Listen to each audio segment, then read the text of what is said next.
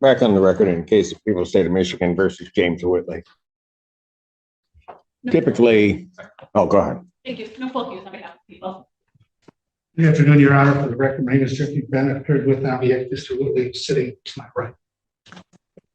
Typically, the court doesn't publicly discuss, and I will apologize, Ms. Hughes, and I will allow certainly counsel to say what they want to say or need to say. The court doesn't discuss bench conferences, but I think under these circumstances, I'm going to certainly disclose that, unless Ms. Hughes, since it was your issue that you brought to the court, unless you have some strong objection to that. I have no objection. Thank you.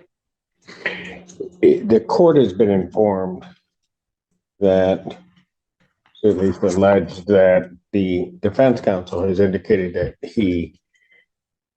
that should this exam begin, that it may be his intent to grieve the elected prosecutor for pursuing this case. Court has some concerns with that. First and foremost, that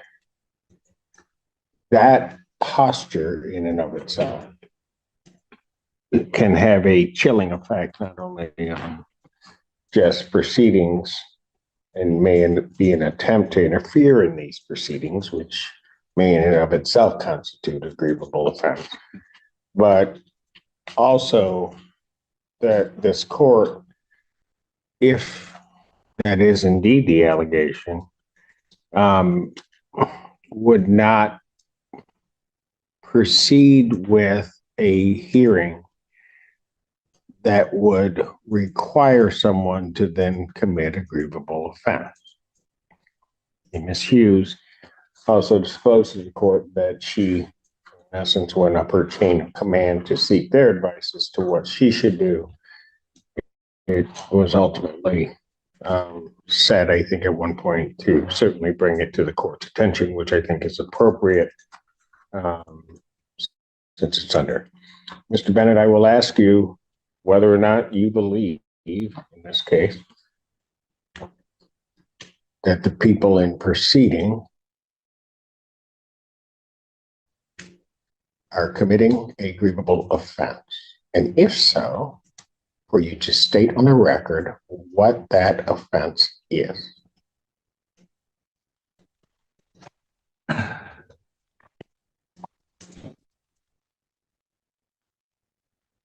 My concern. I'm not asking for your concern. I'm asking for, you have made an accusation that, know what? I don't believe that they're committing a grievable offense. Do you believe that in starting this exam, that they would be committing a grievable offense? No. Was that said to the prosecutor?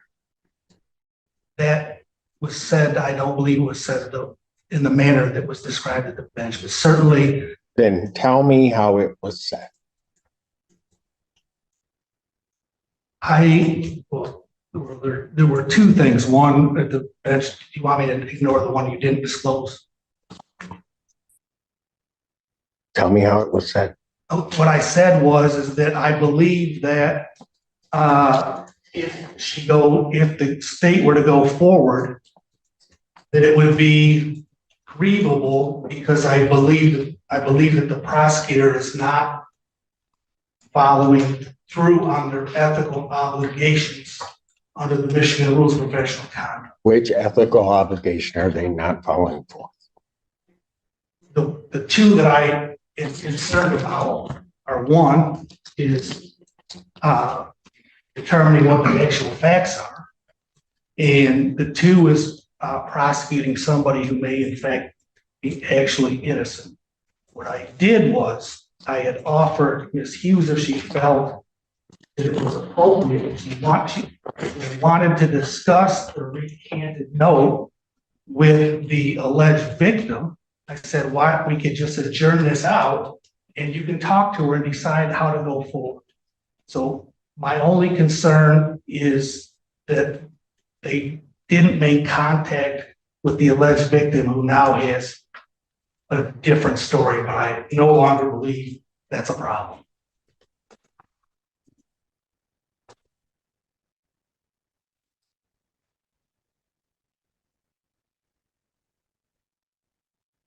Does that, even as you describe it, amount to something that is grievable?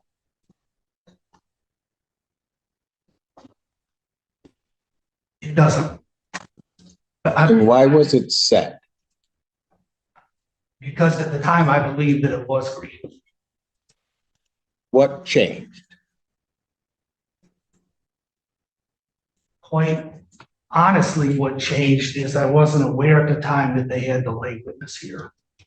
And so the presence of the lay witnesses, I think, eliminates all of the issues I had with the police providing the testimony that's admissible here, but not in trial. Misuse. I absolutely intend on proceeding pursuant to MCL 76827C. I have made no statements to Mr. Bennett about Ms. Potter being present. But I don't think it is, because Ms. Potter is not present. Explain to me, Mr. Bennett, how that makes a difference. Because quite frankly, I think your accusation is against the prosecutor amounts to your attempt to obstruct these proceedings. So explain to me, which in and of itself would be grievable, counsel. So explain to me what happened now that you know that they're there, how that changed the whole mindset. The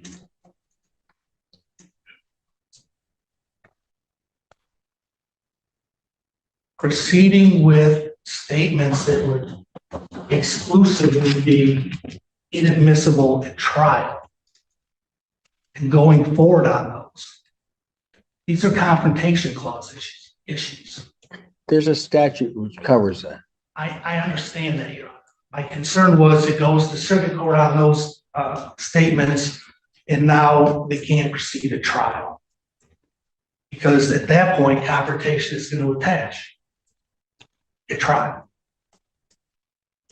So why would that be grievable?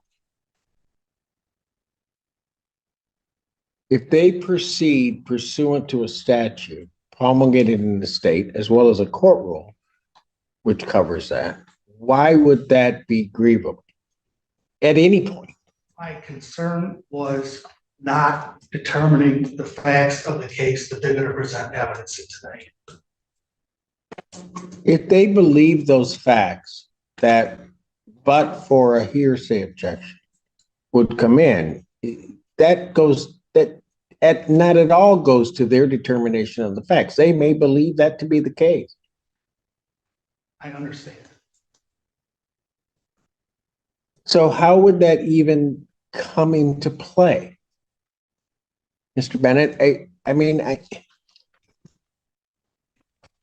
how does that even come into play?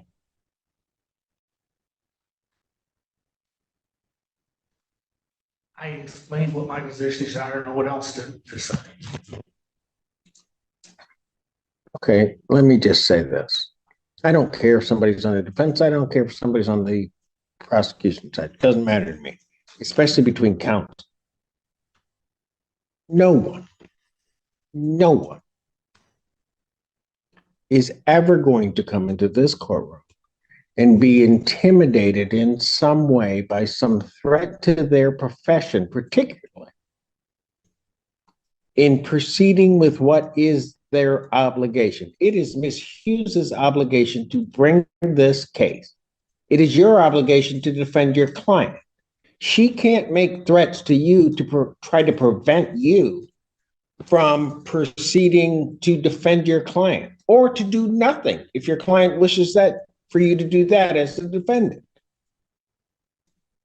That behavior, Mr. Bennett, is inexcusable in this court's mind. Absolutely inexcusable. and quite frankly, sanctionable.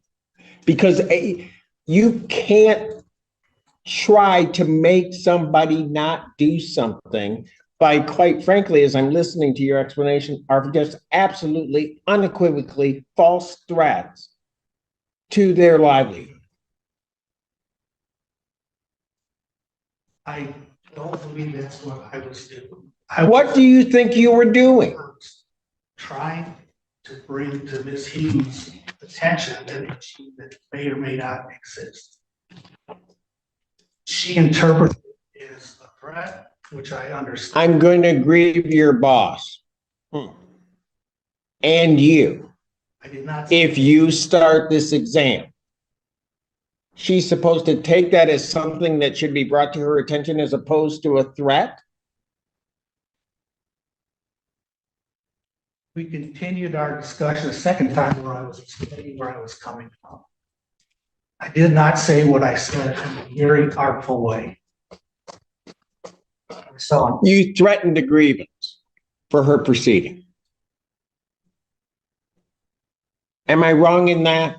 I didn't consider that I threatened it. I was trying to bring an issue forward. She took this threat. She took it as a threat. What was she supposed to take it as?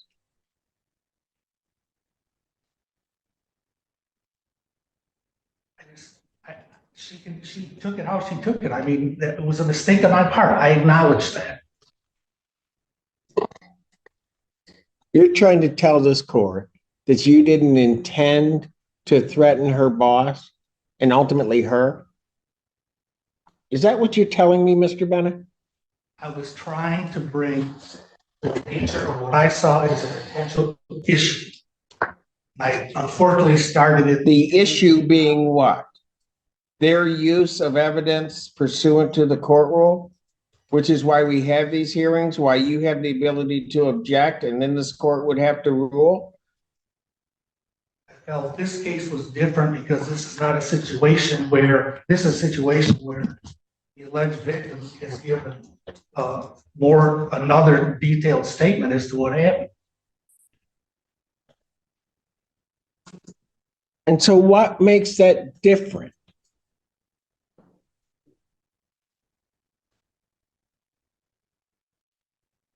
The duty to investigate the facts.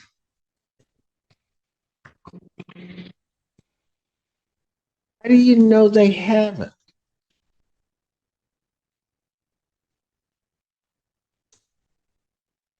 Besides her telling me that they haven't, I don't know.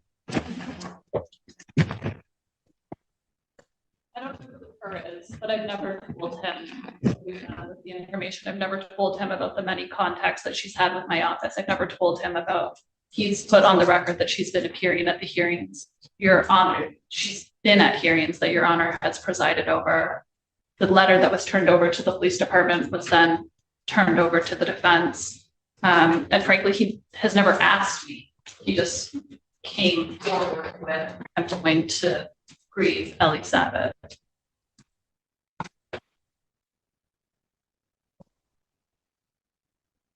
Mr. Bennett, I am very concerned. What was your intent on saying that?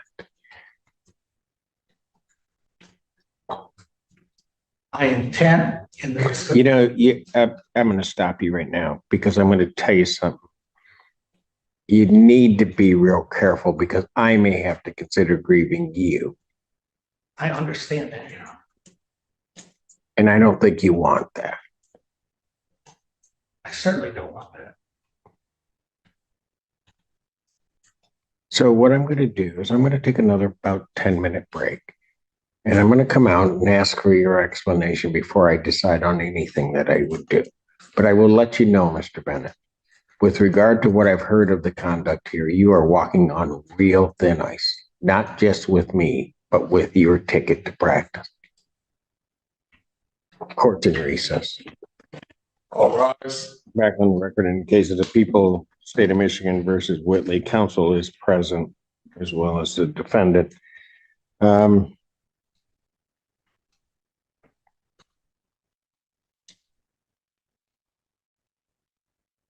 Is there anything else regarding this issue that either side would like to say? Your Honor, I'm going to self-report the violation under Michigan Rule of Professional Conduct 8.3 subsection A.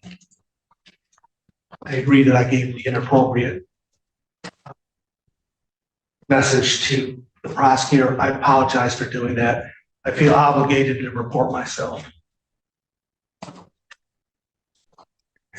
We will see if that happens because the court hasn't made a decision as to whether or not the court should report you. Mr. Bennett, I am going to tell you in all the years I've been here, counsel, and even when I was down in the trenches, counsels say things to each other, maybe not meaningful necessarily. They'll say things out of anger to each other.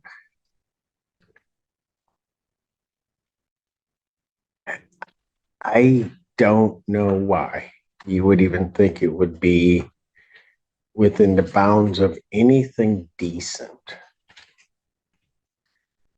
to make that kind of threat. And I call it a threat. That's precisely what you were doing. And I have to make a decision now, knowing it, as to whether or not I should do it. And I will make that decision. Ms. Hughes, and I'm going to apologize on behalf of the court for having to do this, but I think it's necessary given this turn of events. Would your lay witness, as well as I guess the officers, would they be available on July 1st at 10? Is it at all possible to have the lay witness testify? It would be to identification. And I would. As to identification of The defendant. So it's very brief. And I don't want to have to bring the lay person back. understand. Mr. Bennett. I would stipulate to the identification.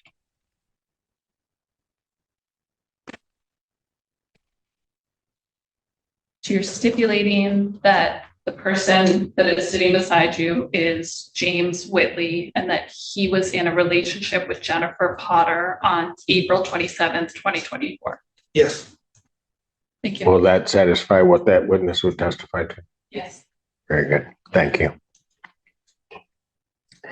What was the date? I apologize. I am going to adjourn this, if it will work for everybody, to July 1st at 10 a.m. That is my only.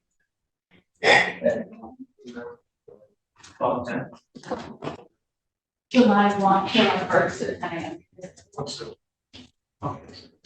What you just witnessed is one of those moments that legal professionals hope never to find themselves in, where the line between zealous advocacy and professional misconduct becomes dangerously blurred. Let's break down exactly what went wrong here. Defense attorney Mr. Bennett accused the prosecutor, Ms. Hughes, of potentially committing a grievable offense. In legal terms, that's not just a disagreement, that's an accusation of ethical violation, serious enough to trigger an investigation by the state bar. Essentially, he suggested that by moving forward with the case, the prosecution was acting unethically or even maliciously. Now, this is where things started to unravel. You can actually feel the judge's patience wearing thin as Bennett tries to justify his words. He claims he didn't mean it as a threat, but the tone, timing, and the context say otherwise. The judge makes it crystal clear. You can't weaponize the grievance process as a way to intimidate another attorney or influence courtroom strategy. That's not just unprofessional, it's potentially sanctionable. From a legal standpoint, the judge's reaction here was textbook judicial control. Judges have an ethical duty to maintain decorum in their courtroom, especially when attorneys' conduct crosses the line. When Bennett said he might grieve the elected prosecutor, it put the integrity of the proceedings at risk. That's why the judge immediately stepped in. Not just to restore order, but to protect the fairness of the trial itself. But what really stands out here is how swiftly the tone shifts once the judge warns Bennett that he himself could be grieved. That's the turning point. Here, you can hear the tension in Bennett's voice drop. His confidence evaporates. He goes from defending his words to outright apologizing, even offering to self-report his behavior to the bar. That's a remarkable pivot and shows how serious the threat of disbarment or professional discipline can be. Another key point, the prosecutor, Ms. Hughes, handled this remarkably well. Instead of escalating or firing back, she followed protocol. She went up the chain of command, reported the situation properly, and allowed the court to address it on record. That's exactly what's expected in cases of potential professional misconduct. Document, report, and remain professional. The judge's closing words drive the entire message home. No one is ever going to come into this courtroom and be intimidated by threats to their profession. That's a powerful statement. It reinforces that the courtroom is a place of law, not leverage. Let's also talk about the psychology here. Lawyers are trained to be passionate advocates, but in the heat of a case, passion can blur into aggression. When an attorney starts to view opposing counsel as the enemy instead of an adversary, professionalism collapses, and that's exactly what the judge punished here. So, what's the takeaway? It's simple but profound. Ethics always outweigh emotion. No matter how frustrated or convinced you are of your client's innocence, the rules of professional conduct exist to protect the system. And once you cross that line, even unintentionally the consequences can follow you for years. By the end, Bennett does the right thing. He admits his error and agrees to self-report. But let's be clear. That admission likely saved him from immediate sanctions or even suspension. Judges tend to show leniency when a lawyer acknowledges their mistake.